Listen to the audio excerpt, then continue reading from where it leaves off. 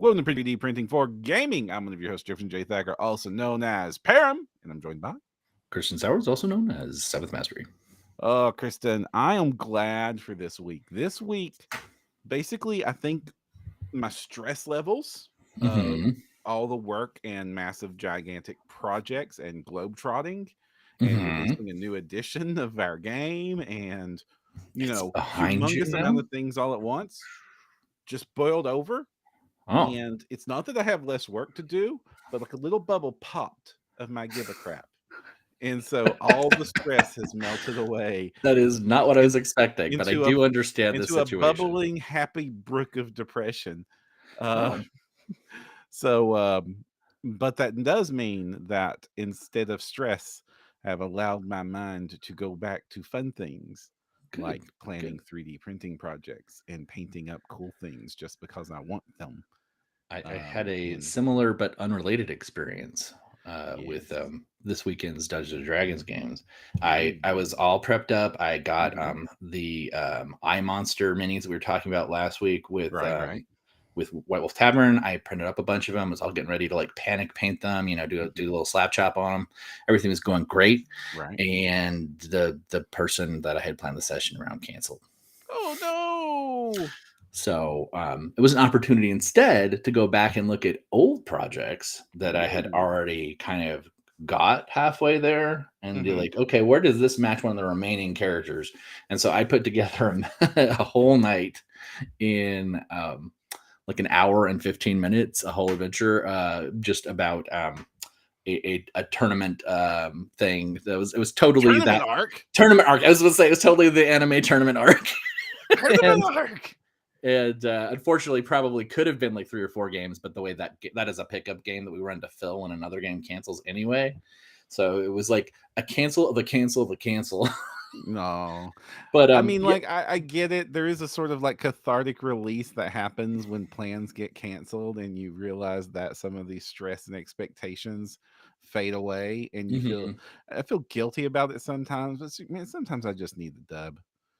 Yeah, and I don't know that I'm gonna say a what did you say, bubbling gurgle of depression or something. A happy bubbling brook of depression. Okay. For me, I would say it was more of a puddle of just surrender, where you just kind of like Um, fall back and splatter into the muddy rainwater. You're not worried about it anymore. You're already dirty and wet. Who cares? And you just go. That's where I was at. And James, evening to you. Hello, James. It's good to see you. This is a good reminder that we record live in front of a YouTube Oh, audience. So if you are Tuesday, watching this Tuesday, live on Tuesday. YouTube, you can chat with us and ask us questions during the episodes. We record Tuesdays at 8:30 p.m. Eastern Time, and it's on you to translate that into many other varieties of time. But I didn't derail you. So you got back into some printing projects. What you doing? Yes, yes. What you doing? So just basically was like, hey, I want to play some games. We just Hmm. did all this work on third edition of OPR, and Hmm. while I've played a crap ton of OPR, as you can imagine, I've You, not got to play a lot of it just for funsies. It's yeah, I was been gonna a say whole you got lot to of play your demo test armies, games and not your demos. personal, Right. So I right? was like, time to get these high elves out of the closet, and I get my undead out of the closet. Help my younger sibling get their orcs out of the cupboard, and let's Hmm. let's let's bash some minis together and just have some funs. And I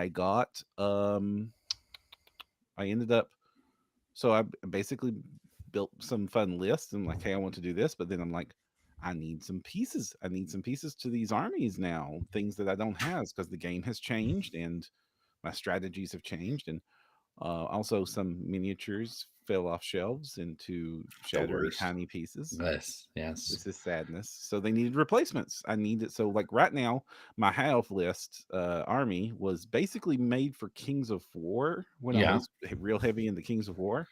which was rank And them up, right? Like the yeah, so traits and and stuff. that game is a game that rewards just like fields of men, Right, hundreds of right. infantry. And so like it's a ton and ton and ton of infantry. And I'm like, infantry's fun. I love me some infantry. I'm But going to replace some models that I have already painted with some newer models from Last Sword since they've came out with much better models. But more importantly, it's time to paint some beasties. I want Mm. some big centerpiece fun things. And just like our print it big episode. So I'm like, I want me a big old dragon. I Nice. love me a big old dragon. When dragon is an option, dragon is the right option. Mm-hmm. So I've been like out there hunting like different STLs of high elves on dragons, and you would think that that would be a flooded market, Mm-hmm.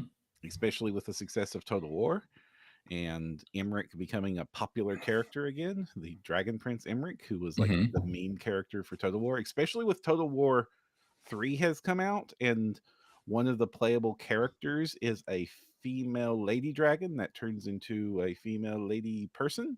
And Mm. so the meme is Emmerich making his way all the way to Fantasy China to romance said lady dragon. Uh, I see. you would think that there would be lots of options, and there are many options, but not lots of options. Ironically, the Wood Elves have so many cool dragons. If you're playing Wood Elves right Yeah. now, Yeah. there's so many cool dragons. There's so Well, many especially if you amazing like that old dragons. hammer vibe, there's a lot of throwback what minis Yeah, for yeah. what elves. Yeah, Last Sword has one. Titan Forge has two different Wood Elf Mm-hmm. dragons, and Heroes Infinite has one. And there's just so many And fantastic if you options. like dragons that are also kind of like tree elementals, you can add Mhm. in like another handful of quite a few. There's half the options of Lord of the Print. Um, Sure. there's some really cool forest dragons there that I love, absolutely. But for High Elf dragons, I only found four options. Not four options. Mm-hmm. I only found a handful of options. One is a very old hammer option from Ilhadil, and I have a lot of Ilhadil's models printed, Mm. but they're a bit more old hammer than I ended up going with this. Right. So I hate to say it, I'm slowly replacing my Ilhadil models with like more But I modern, mean, super I get duper it. old I get hammer. it. It looks dated, and especially as an emissary of the hobby, you don't want to show up like unless you're trying for a retro look. Hmm. You know. Yeah, no shame to Hilldale's models, but it is very much they look old hammer, and it's not like Monstrous Encounters where it's old hammer through the lens of how you remember old hammer looking, not how it actually looked. No, these Ilhildale is faithful. It looks like this came right out of 1992 In a Citadel blister Miniatures pack. catalog. Yeah, Yeah. yeah, yeah. And good and good going, Ilhildale. Great job at executing on exactly what you're going for, and has a fantastic audience for that. But I kind of moved to more of the Last Sword, Titan Forge look, where it's like more modern tree scale proportions, much more highly detailed. And Last Sword has four choices for high elves dragons because for some reason they made a hero Mm-hmm. and then they made a unit of three. I don't know what you use that for in any game going, but My man, games. they look awesome when they're ranked up together. I mean, my games. I have like literally multiple dragon riders in the same Mhm. party sometimes. Yeah, So I could literally make an entire OPR tournament list that would be just those three those dragons. three, right? Because Right. when you stat them out, they're like 450 points Mm-hmm. uh, each, and then you just throw three of them on the table, and then you're done. And you're done. A game. Yeah, That's it. Upgrade one of them to a spellcaster. yeah. One to spellcaster, one you make a coast guard so that it can give the other two +2 defense rolls, and then one you make a standard bearer so that gives all of them attack damage, and then you just kill everything on the table. Which is honestly, hmm. I mean, I honestly, that just sounds like my version of Tyranids when I used to just field really big like Carnifexes and stuff, and just have like my two, my three real minis, and then like 20 Gene Stealers that cost like a point. Oh. Because that's how I used to run my Tyranids. Gamic has one that looks pretty cool. Yeah. And it's kind of on the conservative side, but very nicely detailed, very well posed. Kind of love it. It was probably going to win until I Mhm. saw the Last Sword models. And then Titan Forge from downtown made a pair of dragons for high elves that Hmm. just looks absolutely Wait, glorious. Titan Forge? I thought you said Titan Forge only had Wood Elves. No, they made two different wood elf dragons, Ah, okay. completely Okay. different styles of wood elf dragons. Gotcha.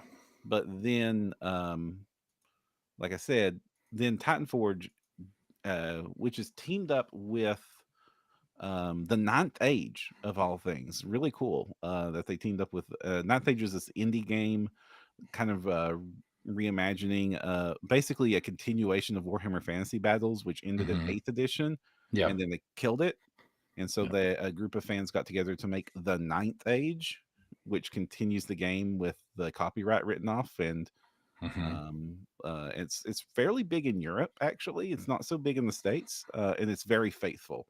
Like if you want a very faithful game to Oldhammer, Hmm. that's the game to play right now, I I think. do like this dragon you're showing off. And so they made this set of Highborn Elves, which is the name for high elves in the Ninth Age. I think they're officially partnered. They even use the logos and everything. Um, and then they have the freaking dragon in the center, and it's available as two different dragons: a lunar dragon and a solar dragon. Um, I mean, so it like, is fantastic, but there's only one mini I can really see there because I keep failing my saving throw. which is the mini you keep seeing there? Is it the horrible eye beast? Of course it is.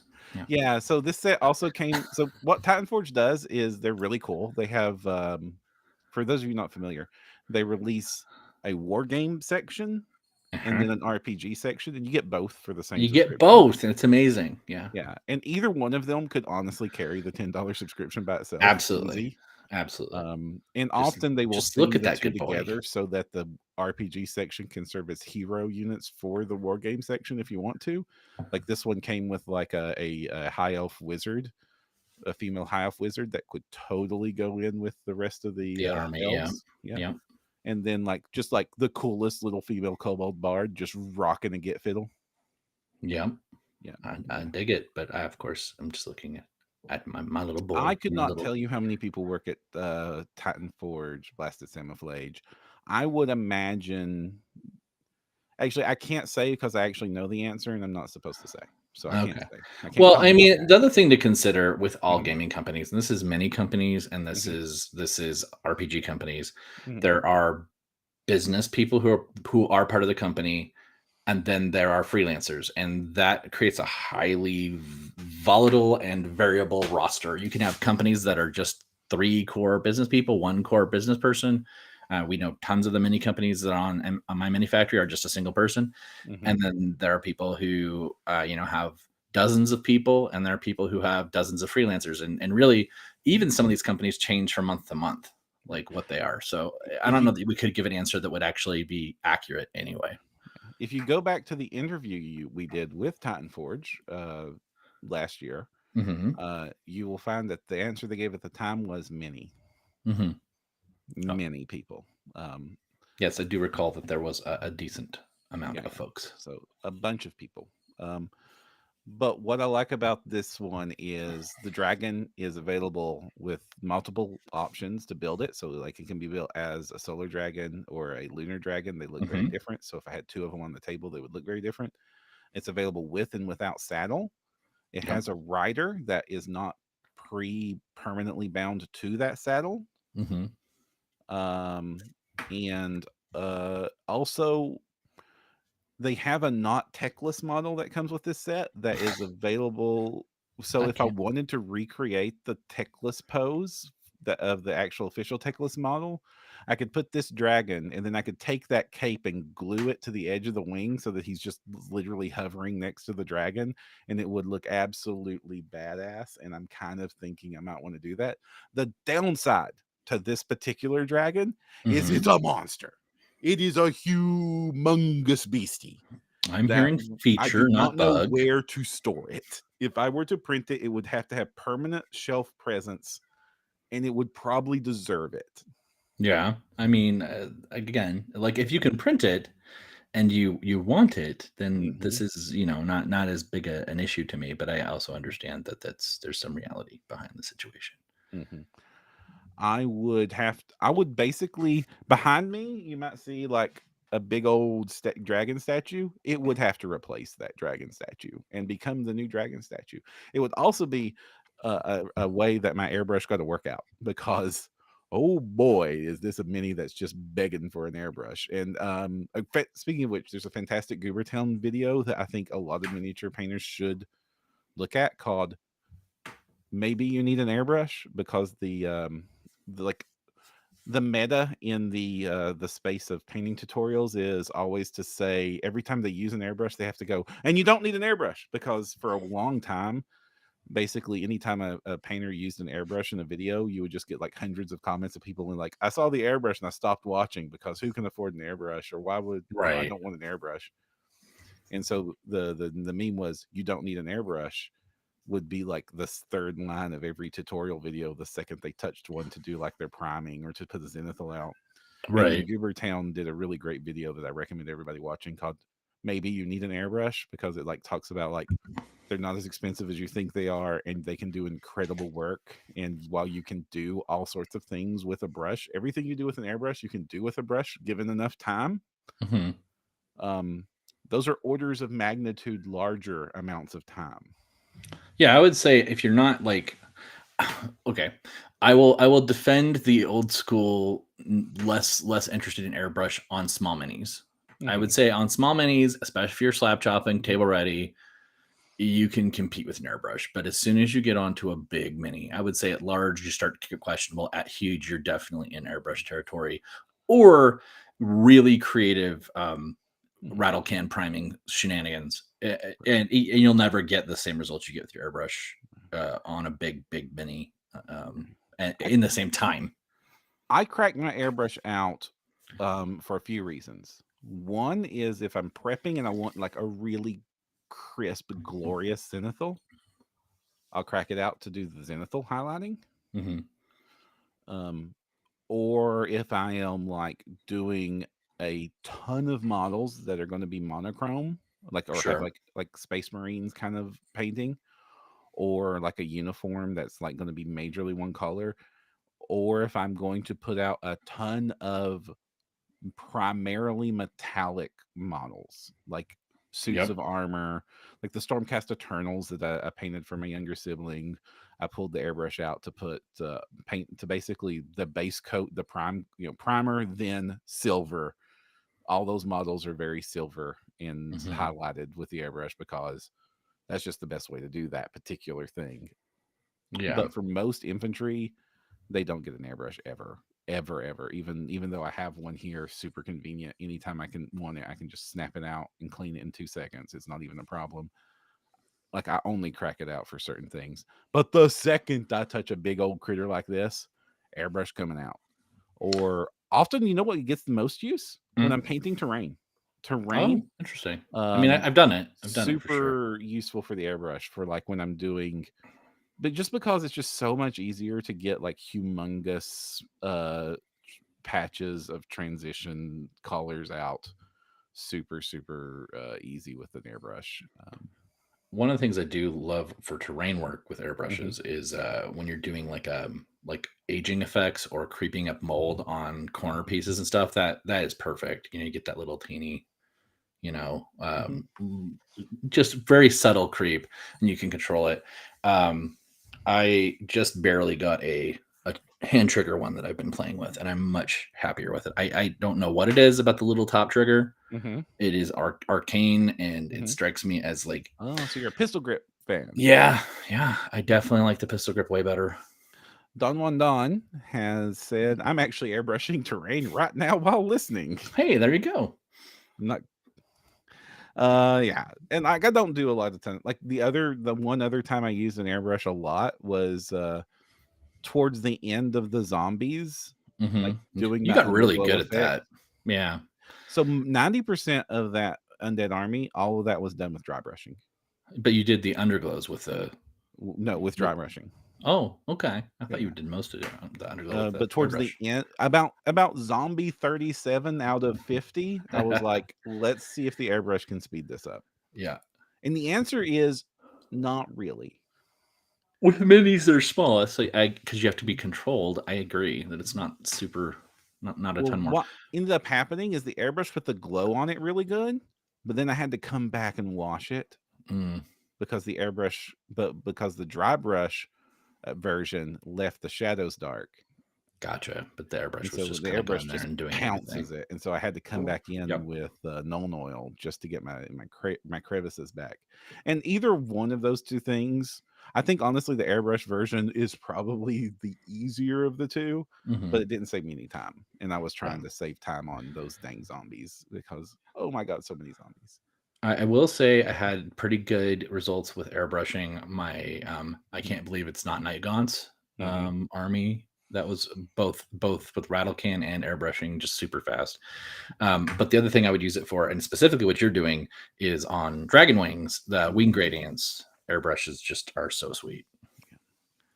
And of course, I couldn't get me a cool new dragon Hmm. without younger sibling getting their That's cool a new good dragon. brother. And look at that chunky boy. Yeah. Ironically, went back to Titan Forge because honestly, I just remembered they did this model and it's just so awesome. Can you zoom in It's on from his their head a little bit? Badlands. He Hmm? looks like kind of happy. Yeah. Like he's not just scary and big and massive for those of you Mhm. listening. He also looks like I'm here to mess stuff up and I'm so excited. Yeah. So they've got this really big orc army that is huge. It's like because it got printed twice. Yeah. And it was additive, and most of it was Artisan Guild. And then um and so they need a big old Werven for the general to ride.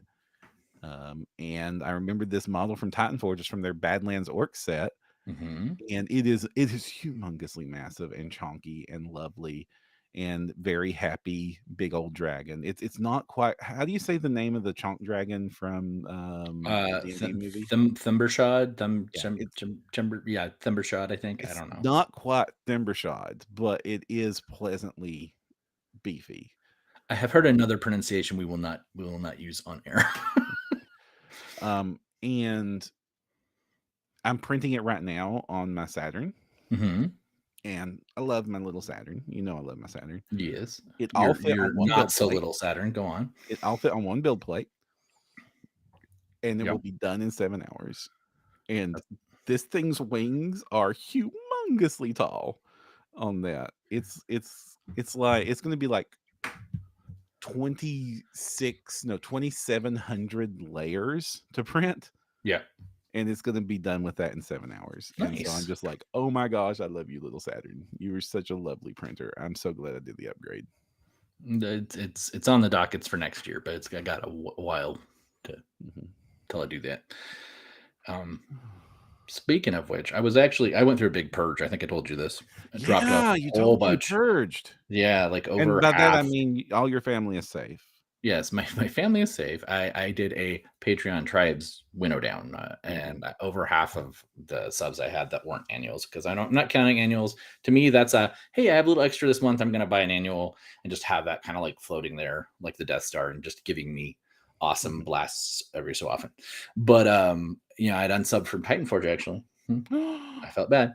But Mm. then, of course, one of the things I've been focusing on a lot right now is the connection between D&D lore and MTG lore, and there's some Mhm. whole bunch of stuff. And if you haven't heard me blab about it, Ixalan is actually Mystara, and there's this whole like they're pulling it back. In the Hollow World of Ixalan is also the Hollow World from the Hollow World box set way back, super revised, but like still very a cool reveal. And of course, now they're doing pirate ogres, which was a thing in Ixalan, and now I'm gonna just have to resub back up because they have pirate ogres, and they're on hippos. Yeah, I saw that set, and I hate to say it, like I have had twice now. I've planned out doing an ogre army, Mm-hmm. and I just never found the ogres I love to make that army whole. I found some ogres I love, but there's not enough of them to make the whole army. Right. And then I found ogres I don't love that would make the whole army. But those Titan Forge pirate ogres and those hippos sure do look great. They do. They do. And where else can you get that nice, mashup of dino riders and pirate ogres? I mean, it's gonna work for me. And I do agree with you, Blasted Samophalange. There are certainly elements in those worlds that I would prefer didn't exist. Mhm. Yeah. It sounds great. And also that if to go with those pirate ogres, Hmm. if you want a cool hero model that will match well with them, Hmm. Artisan Guild, one of their early models is a pirate ogre with a big old cannon riding a crab. Ooh, yeah, I remember that. Yeah, that would go well with those and be a great accent. And I bet it's one you already have. Probably. Although they That's don't. That might have been like right before. Like I might have started right after that, Mhm. but I'm not this sure. this is kind of where I'm going to say something I don't like saying because I want to encourage your pair down. Mm-hmm. Go on. I when I was going through this exploration of trying to find cool models to print to do these projects, Mm-hmm. I kind of loved the pile of shame or the digital drive of opportunity You mean all your because I got backlist you just have hovering there? You mean? because I opened it up and I'm like, well, what'll make my decision easier is if I already own it, it goes higher up on the priority list. Sure, sure. And so the massive library of models that didn't get printed suddenly became this gigantic asset of, oh, I had this orc dragon. Oh, I had these 5 different high elf dragons. Oh, look at this lion dude. He would Yeah. be such a cool piece to paint for no freaking reason whatsoever other than he's a cool lion dude. That was me. I was looking back at, the stuff. I was trying to find the files for the I files, the Mhm, I monsters that I wanted for my game.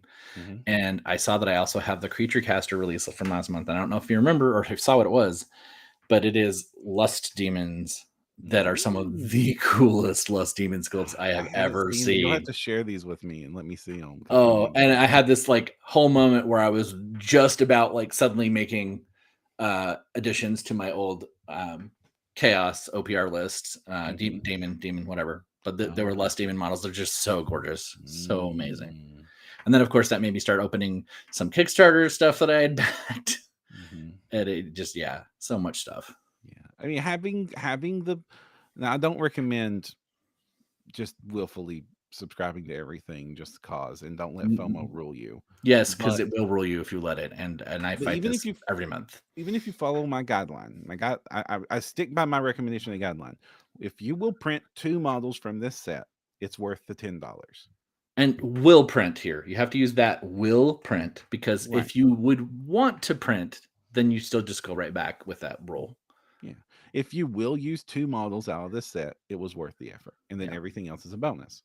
right. Using that mantra, and only keeping 10 subscriptions going, um, I was able to build up because I capped myself at 10. Like for the past all for the entire time of this podcast, I tried to keep myself at 10 um subscriptions. And it still resulted in literal thousands of Oh yes. STLs to just dig through of Oh, all sorts of fun varieties. tens of thousands Mhm. for me. Oh, I don't even know where you'd keep them. Like, do you have like in your closet, is there just like a Tron-esque RAID array that just keeps all your mini files? And how on earth There do you is even there search that is many? a I think it's a 4 or 5 terabyte drive that's just for mini files. Mhm. And that's just the stuff that I'm, for whatever reason, for sure worried that it could go away, which, Mhm. paranoia could be anything.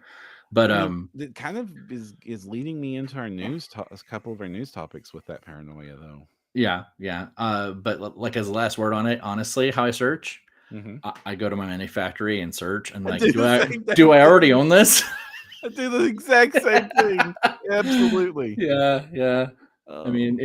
it's easier, especially now that most companies forward your files. I still have a couple out there Mhm. where it's like, you know, and some people do it better than others. I really don't have any problem with the way Here's Infinite manages their website, Mhm. and I do usually download those just in case because it is kind of an island. But Yeah. their organization and setup is really nice. Yeah. But there are a couple people, and I don't want to like bag on people, so I'm not going to call out names. But a couple people where I go to their site and I'm just like, just please let me forward this to my mini factory because I hate your site so much. Anyway, There are 3 that I sub to that do not use my mini factory. Okay, that I'm using their websites for instead. Mm-hmm. Yeah. Heroes Infinite. Mm-hmm. You It's one of can mine. use My Mini Factory, but you don't get all the models. They Correct. always do a bonus pose for each unit. If And you at each serve them. level for each unit, yeah. If you're using their site, you get substantially more at Overlord for sure. Yeah. Last Sword, because they have their own website that is very well put together, very nice. Okay. You don't like their website? I do not. I hate it. Uh, Hate it. So, and maybe it's just been bad experiences. Particularly one of the Kickstarter redemptions that I had was oof. Anyway, go ahead. I'm not trying to bag anything. They're good quality product. So a new one to add to the list is One Gold Piece has recently announced that they are stopping distribution through My Mini Factory. Ooh. The main I can kind of understand there because it's one gold piece. Mm-hmm. It's literally $1 for everybody. So they don't. This make moves a into ton of one of money. my things for our not news topic, our other topic, but And I can kind of forgive them on this one because I intimately know how much of a pain in the butt it is. yeah, just for one to put things on digital storefronts. right. Oh, me too, but Yeah, more from a PDF perspective from mine. Yeah. So nowhere near the complexity you're doing. I make a monthly round through drive-through, Mm-hmm. Only Games, and My Mini Factory. Yep. It is not a fun experience to do these works, even Yep. when these websites are trying their best, and not to malign any websites. So I can understand not wanting to do that work, especially if it's not making you a ton of money. And this is meant to be, with one gold piece, it's literally just Westphalia's artist wanting to just have an outlet for fun projects that aren't, and just enough money to justify doing them. It's not meant to be it's not meant to be it's meant to be a supplemental income, not a yeah. primary income. Yeah, it's not meant to make a fortune. Right. Blasted Salmon is also preempting my conversation. Yeah. That's a different topic that I'm looking forward to. In this case, I can understand it, but it does mean that I have to go back to the dark days of getting stuff off the Patreon and making sure I do it every month. And I will do it for one gold piece because they have been so good to me over the years, but I really don't want to ever go back. There's a handful of people I would do it for, and fortunately, almost all of them, because I used to do it for Cobra Mode back in the day, and now Cobra Mode's got their stuff all integrated, and it's not a problem anymore. Which, oddly enough, I then subscribed to their annual again as soon as they did that. So. I don't know where I was going with this conversation before this because it's got. You said you were going to talk about a news item, and I think we should do a news item because we're halfway through and we're not to our news yet. News time, and we haven't even got to the main topic yet. Right, news time. News time. We'll start with the bad news. Bad news. A lot of creators on cults don't exist anymore. Oh, G-Dubs has come out with the ban hammer. It's taken away the creator, who I actually don't even know their real name because they were only referenced in a recent video as quote unquote the creator, and they did really awesome Tyrannid alt sculpts. I hope I downloaded all those because I did get some of those. I remember, and they're gone now. Oh no, GW Nuke Cannon, and and then several other creators have also been nuked. They to be fair, I'll be straight up honest with you. A lot of these creators a lot of the stuff that got taken down was extremely on the nose. I will say the stuff I downloaded both for the Tyrannid and my Nurgle army looked like it was straight out of a GW box. Like it was so good, but meaning too good probably for their lawyers. And it's not like Titan Forge or the other one I love so much, Puppets War, where they are as good as GW, right? Original sculpts with completely original like art. I would put Gamic in that as well. Gamic, yeah. Gamic. It's boy, that's a 1-to-1 match that I couldn't Yeah. tell which one was which. Right. Like that looks like a different pose Yeah. of the official sculpt. Yeah. And I'm not going to, like I said, what you choose to do with fan art. I still strongly think that fan art is fan art, as long Mhm. as it's not being monetized. Um, but GW lawyers seem to think a completely different thing. And this is another time to remind you that I'm not a lawyer. More importantly, I'm not Mhm. your lawyer. Nor So am these I. are just opinions of an internet talking head. Yep. Hmm. We like the hobby and we like things getting made, and we will use those things when they're accessible, but Hmm. they might not always be accessible if you're dancing on the third rail, so to speak. So this just might be a time to remind everybody that anything the cloud is just another name for somebody else's computer, and if it's Mm-hmm. not your computer, it can go away. Yep. And if it's your computer, you should back up responsibly. I was supposed to say, for the anti-FOMO message we had earlier, this is a time that FOMO is very appropriate if you want to keep those I'm files. just saying responsibly back up your Yeah, data. sure. Mhm. Let's move on to more fun news. Yes, fun news Fun news. yeah, It's news. been a week. That means Eligo So, has new printer. new printer, and this one's a big deal. It Da-da. is really a big deal. Eligo announced a new printer. Not the one I was expecting. Not anything I was expecting ever. The Orange Storm Giga. Completely new naming convention. Yes. Gigantic in size, as they show a person that could inside it. easily sit inside of it. It's funny because we were talking about making these like with kits and stuff. I was I mean- thinking about like following some of the YouTube tutorials and building one myself out of like angle brackets and stepper motors. But Elgar's done that for us. We yeah, do not know a ton about this printer. We just have a picture of it with just the size measurements of 800 by 800 by 1000 millimeters. I was laughing because, of course, to me, I look at that and think big piles of nightmare filament mess. Apparently, Param's thinking furniture. So, like, yeah, it's like what you could do with a printer this size is just craziness. Like, if you do cosplay, this is your dream printer. Oh yeah, that is This is breastplate assuming in a this is single job. assuming that it is reliable and feature rich and as good as the other printers they've made. It's a Core XY printer, so that's nice. Mm-hmm. Um, But yeah, that's one of the bane of a lot of those printed pieces is the structural integrity, and so being able to drop your whole breastplate or central armor piece in one go, that's going to be very appealing to a lot of people. As far as any sort of gaming terrain, like you told me when you first saw it, this is going to be a glorious printer. You can do an entire game table's worth of terrain in one go. You could print an entire game table. Yeah, and that was what I was thinking is like I could custom build a table to play on with this thing. And oh boy, would I have so much fun with that. Like honestly, if I had this printer, it would be irresponsible the cool crap I would make with it. I would disappear down a rabbit hole. And also my pocketbook would scream at me because of the amount of filament I would be buying. Yeah, that's a lot of filament.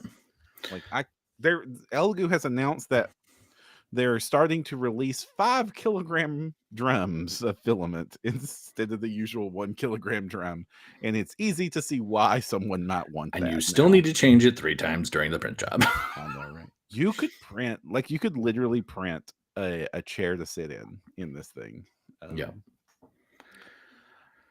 I just really want it. I have no idea where I'd put it because obviously a 3D printer that is capable of printing that much space, and it's an enclosed printer. Like it's an enclosed frame. It doesn't so it's not a bed slinger. It's a full frame, kind of like the X1C or some other printers you've seen like this. And you kind of need that when you're slinging this much weight around. Oh yeah, with the vibration and stuff, I'm sure it would be a nightmare if it was trying to. But you can think about it like the entire tavern that you're adventuring in could be printed in one go. Yeah. All 3 floors. It would make it much more appealing to me to bust out, because I had a sub for about 2 years to, gosh, what was it? The is it Tablesmith? Trainsmith? I don't know. It was like a big building builder set, and you got all sorts of modular pieces that you could then just automatically create STLs with, and it was very easy to make STLs that were straining even my big, Mega X. Um, and then of course you ran into the problem with that one with the bed slinging stuff and the head moving around too much, and I would get failures. And this would be the way to print that stuff. Forget playing Kill Team at 172 scale. You could play Kill Team 1/1 scale. Nice. Alex seconds your dragon. Dragon is the right answer if dragon is possible. Yes, and it thank apparently you, has Alex. started running Kingmaker. Ooh. If you're running the new book, let me know what you think when you get to my part. Isn't that weird too? I was like, That's so fun. It's like when someone runs Mistress of the Maze, I'm like, oh, did you like it? And people are always like, Mr. Chitters, and they have like trauma on their face. Oh, I'm not going to say anything else about it in case you haven't played it or want to play it ever. But yeah. Oh gosh, so honestly, just like we don't know much of the details about this, what kind of software is involved in it, like how fast it's going to print or anything like that. We don't even know the price. And I'm imagining the price is going to be a zero more than I want to pay for anything. Oh yeah, I'm sure. It is cool though, because if this is Eligo and facing our market already, just imagine 5-10 years from now what it's going to be. It's going to be so cool. What do you think about them giving up the planted nomenclature? I mean, unless they're going to go to like cosmological scale, like the galaxy, the black hole, like where are we going to go, right? I mean, they could have gone with Although this printer could be, Soul. Or given the amount of material it's going to suck in, you could have just called it Singularity. Ouch. Oh my gosh. All right. Any other fun news? I mean, there's some Kickstarters out there, but I think we've talked about most ones I've been excited about already. The rum one, the pirate one was cool, but I think we should get into the other one because we don't have a lot of time. Oh gosh, yeah, we are running low on time. We haven't even touched on the topic. Boy, do we want to just save the topic for next week? Maybe what day it next week is. Oh, is it the day? It's the day. It's the day, but then people aren't going to be able to print it. But okay, this is true. I don't know. Alex, I can't answer that question. That's your friend. So, okay, let's speed run this. It's spooky season. We've got 20 minutes left of podcast. Yep. We're going to talk about our favorite spooky prints that are available. Do you mind if I go first? No, not at all. And mine has a slight proviso. Assume that I'm skipping some tentacles because I always talk about tentacles and demons and horror monsters. So I'm going to be talking about some weird stuff. And this is true because there are a lot of people that have taken advantage of it's spooky season. It's time to do our vampires or our undead or whatever. And so I picked things that were very spooky specific. Yes, specific is a great word. Our specifically spooky lists. Yes. I think that's good. I'm going to start with a fun one. Also, okay. My list leans on the cute side. That's okay. And that is going to be... Oh, he's adorable. Void Ghost from our friends over at Den of Imagination. They're very creepy, ghosty monsters in very cute costumes, but very sinister. So this straddles that line between silly and amazing. Yeah. And this is something I'm just going to throw out there, by the way, for all of the Patreon stuff and tribe stuff this month, check their bonus offerings. There's a lot of fantastic little Halloween add-ons like this. I'm going to be talking about one of them with one of mine where you won't even know it's there because it's just from a Patreon only post or something. So sniff around, you might be surprised at the little kind of cute or scary little values. And the horror mouth dropping out from underneath the cute sheet there is kind of upsetting. Yep. So I like it. Then speaking of a spooky specific Patreon add-on, I Mm-hmm. really want to call out Cast and Play for going above and beyond this time Mm-hmm. with What's that? their Headless Horseman or Headless Knight. Ooh, that's pretty It's good. just like Cast and Play always goes so extra with their posing and their details and their bases, and it's very animated. It's very Disney, if Yep. Disney was wicked and cruel. And they just did it again. Like, this is a lot of different people are doing their take on the Headless Horseman this year. And right now I just think Cast and Play killed it. This is the best Dullahan boss that you could go up against. So it's like both spooky season appropriate, Mm-hmm. very specifically spooky season, Mm-hmm. and then also very useful for the game table. Like, Oh. like how many Dullahan miniatures do you have? I only have 4. I think I'm printed. I have like 2 or well, I have some pre-paints and then probably 1 or 2 printed, and I probably have, I don't know, 10 files. Okay. Unfair for me to ask you that question, but most people don't have a lot of Dullahans. True. Then Nice. next one I want to call out is Heroes and Beasts this month. Their release on their Okay. tribes. Interesting. You don't normally talk about them very much. Classic Universal monsters. Oh. And I love classic Universal Can you monsters. zoom in a little bit? Because I'm not quite seeing it. Okay. So we've got these are like movie monsters. Yeah. Like, so you've got Vampira, Phantom of the Opera, Hunchback of Notre Dame, Martian. Very, very much like in that old school style. It's cool. Claude Rains is over here. You got Bride of Frankenstein, the Tingler. I mean, I didn't think anybody would reach for the Tingler here. They're available as statue scale, miniature play scale, and busts. So even if you just want some spooky decorations for spooky season, this is a great way to do it. And like, just the classic Universal monsters don't get a lot of love these days, especially in the 3D print realm. And they just did a very good job of providing them in a lot of different formats. So I was like, yay. Nice. I'm calling one out from last year. Oh, okay. Because I think it's so cool that it would be a useful thing to has. Okay. Let's see it. It is from Mini Monster Mayhem. Oh, yeah. Okay. You already know what it is. I stand them already, so. It's their candy bucket. They're horrifically all KC open mall body horror monstrosity candy bucket. I'm just gonna say that whole set. There's a whole set of those things. Like, it's adorable / creepy. And you get the bucket, and you also get a gameplay version of it with this kit. So it's wonderful and horrific and traumatizing, and I just hope you like it.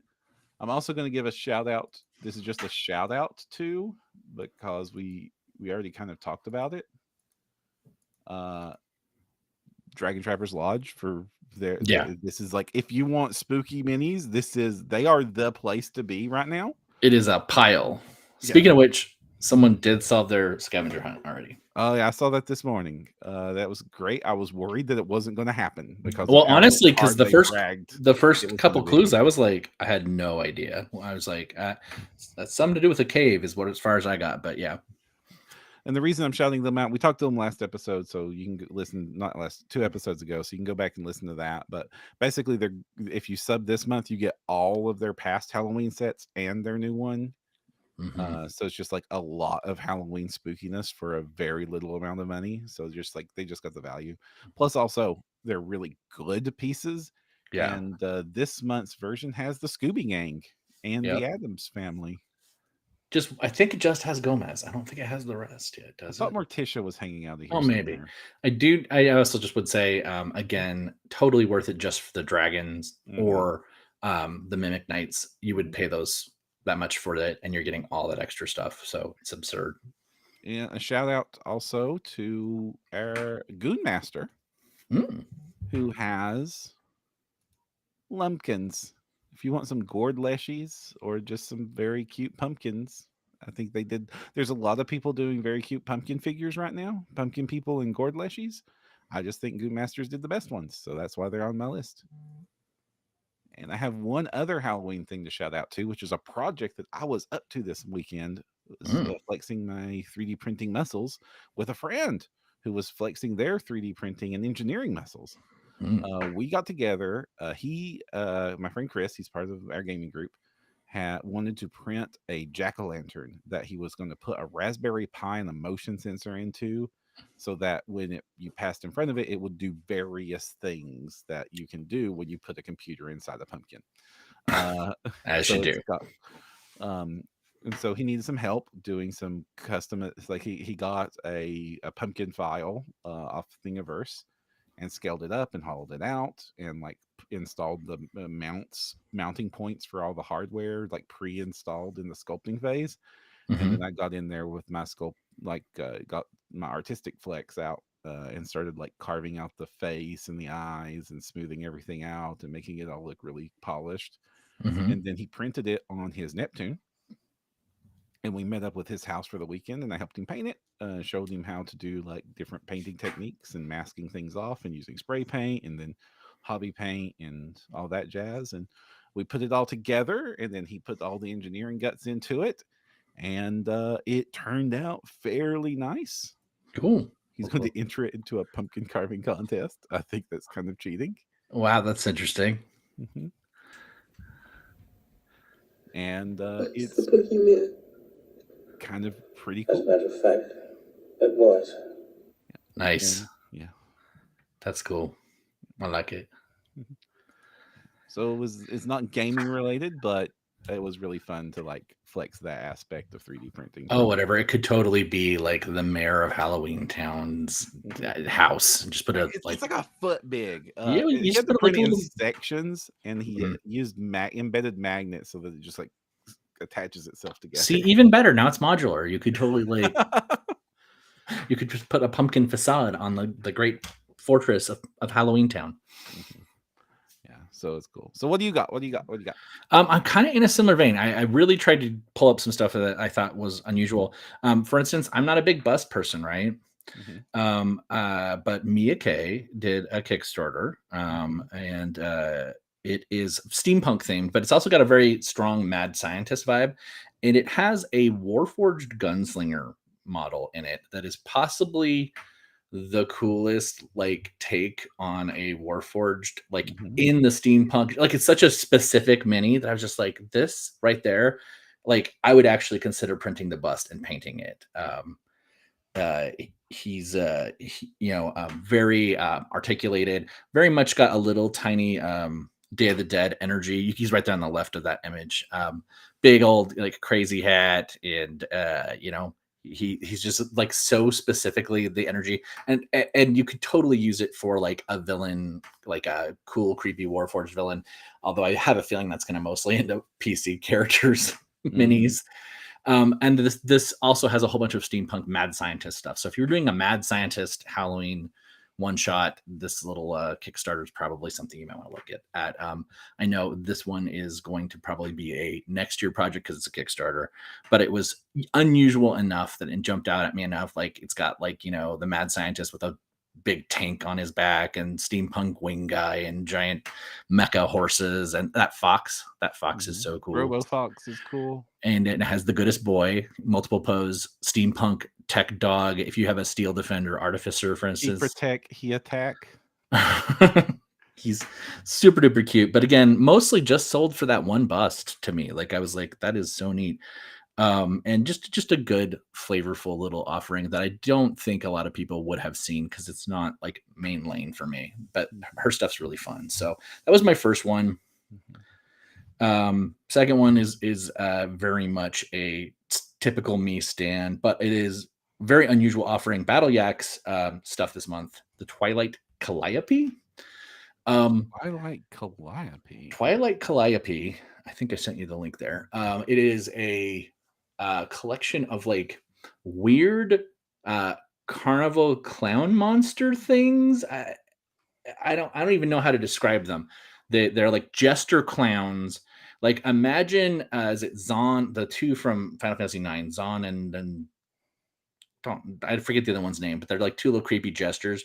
But like not only are they these little like, you know, twisted dark tasseled gesture clown creatures, but their weapons themselves are also creatures when you look at them close up.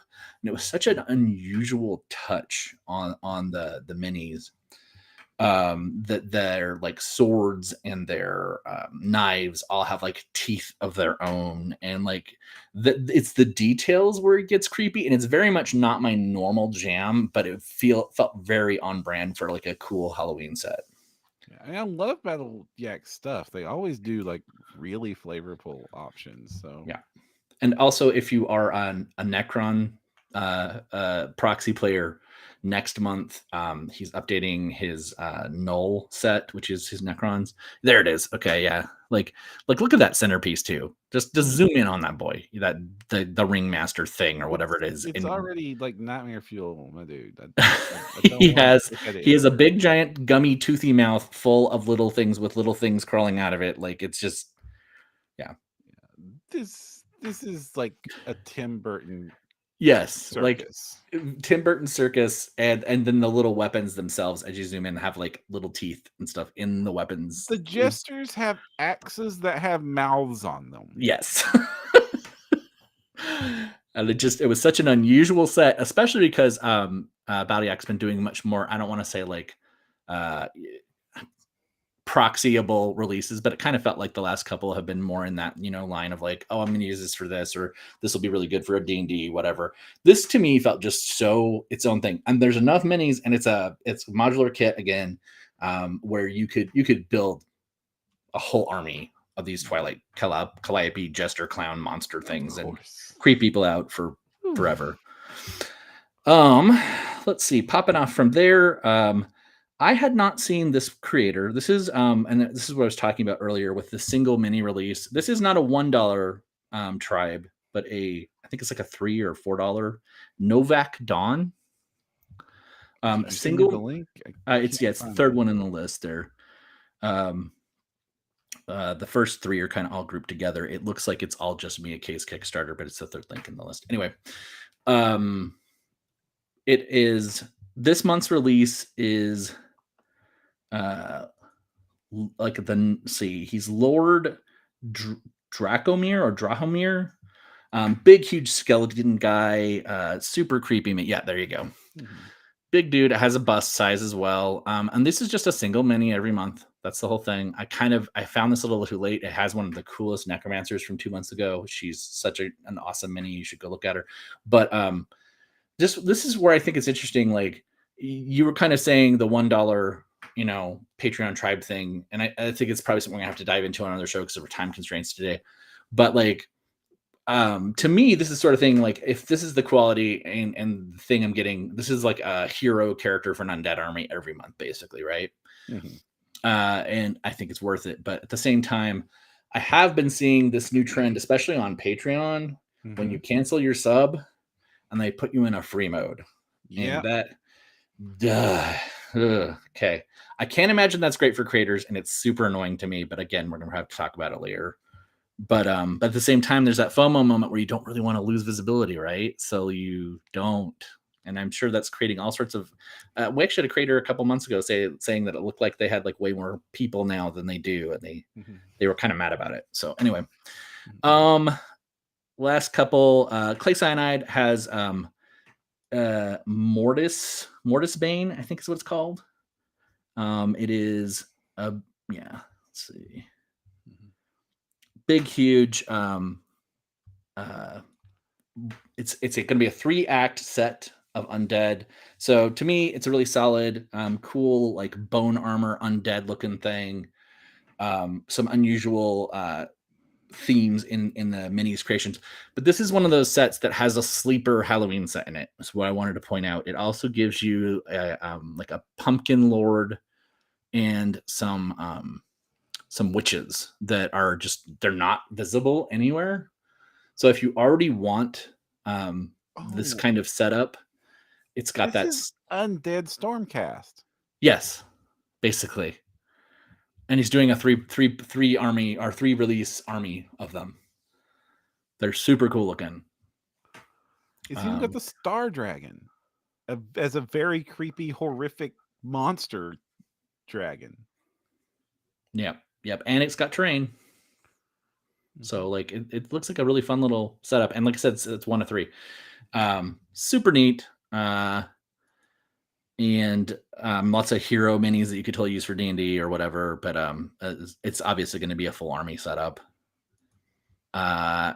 Then since we're almost out of time, my last one. Okay. Very different again. I'm going to jump over here to Great Grimoire. This is not one we see a lot on the show. No. And actually, I really like them. But this is actually more of a you thing than a me thing. First off, you get cake and like dessert bases for people, which I thought was awesome. And then it's twisted evil candy. And the candy monsters and the stuffed animal monsters. I like the bear monsters. I love the bear monsters. Yes, the little stuffed bear monsters are adorable, but very on brand. And I think I've been talking about this with the dovetailing of D&D and Magic the Gathering right now. This is very much an Eldraine. If you want to run Eldraine horror, especially with the nightmare stuff that's going on in there, then I would say you've got your candy monsters, which are a big thing right now, and there's tons of them. All sorts of really fun, flavorful, like ice cream cone monsters and little like pumpkin, of course, monsters. And you get your like Hansel and Gretel vibes. There's a twisted candy, like evil witch house, the whole thing. It's got such flavor, so unusual, and just the sort of thing I think could really call it out. Because again, this to me is the FOMO set, right? You're not going to have known this was coming out. You're not going to follow Great Grimoire unless you already kind of like Victorian age, weird, kind of creepy, cool minis or whatever. And then suddenly, boom, this is now in their backlog and you have to pay $40 for it, Right. So I'd say snag this if you want that little moment. And a boo boo, hello. Yeah. There's this anime that I absolutely adore and love called Sleepy Princess and Demon Castle.